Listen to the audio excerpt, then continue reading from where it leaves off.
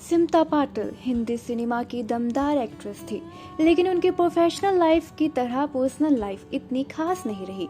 बेहद कम उम्र में सिमता दुनिया को अलविदा कह गई और उनके आखिरी दिन बहुत ही दर्द से गुजरे। सिमता पाटिल का निधन 13 दिसंबर 1986 में हुआ था, लेकिन निधन से कुछ घंटे पहले सिमता की हालत काफी नाजुक हो गई थी। डॉक्टर्स उन्हें अस्पताल में एडमिट करना चाहते थे, लेकिन वो अपने 15 दिन के नवजात को छोड़कर नहीं जाना चाहती थी। मगर जब स्थिति हाथ से बाहर हो गई तो उन्हें अस्पताल लेकर जाया गया, लेकिन तब उनके मुंह और नाक से खून आ रहा था। खबरों के मुताबिक डॉक्टर्स ने हिम्मत तब छोड़ी जब सिमता की आंखों से खून आने लगा।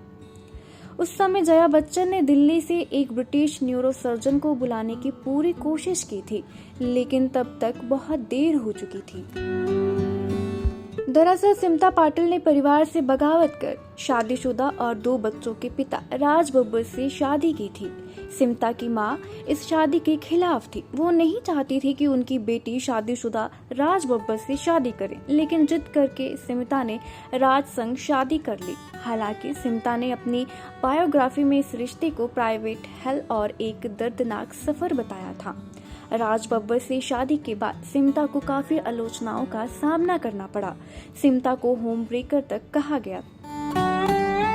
शादी के 2.5 साल बाद सिमता ने एक बेटे प्रतीक बब्बर को जन्म दिया। बस यहीं से सिमता की जिंदगी के पूरे दिन शुरू हो गए। सिमता की मां बनने के हर पल को जी रही थी।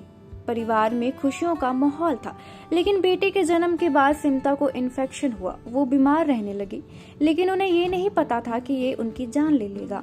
डॉक्टर्स घर आकर उनका इलाज करते थे।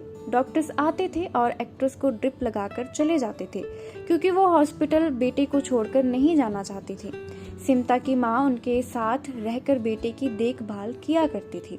उस वक्त सिमता को इतना तेज बुखार था कि वह चाहकर भी बेटे के पास नहीं जा पाती थी। देखते ही देखते उनकी तबीयत बिगड़ गई। सिमता ने फोन करके अपनी दोस्त पूनम ढिल्लों से बात की, लेकिन उन्होंने समझाया कि डिलीवरी के बाद ऐसा हो जाता है।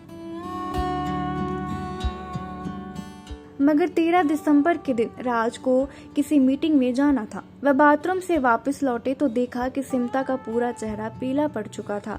उन्हें खून की उल्टियां हो रही थी। राज तुरंत उन्हें जसलोक हॉस्पिटल लेकर पहुंचे। उनके मुंह और नाक से खून निकल रहा था। वो कोमा में चली गई थी।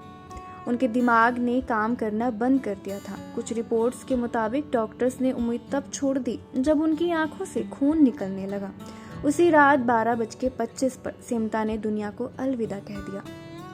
14 दिसंबर की शुरुआत हो चुकी थी। सिमता की आखिरी इच्छा के मुताबिक उनका दुल्हन की तरह श्रृंगार किया गया।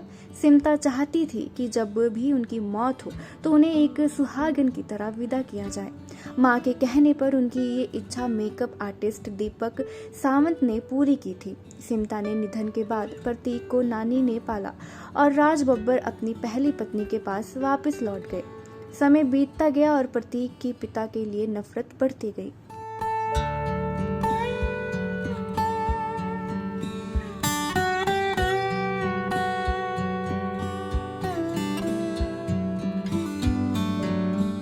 ऐसे ही और वीडियोस के लिए आप नारी के पेज को YouTube पर सब्सक्राइब, फेसबुक पर लाइक और इंस्टा पर फॉलो करना ना भूलें।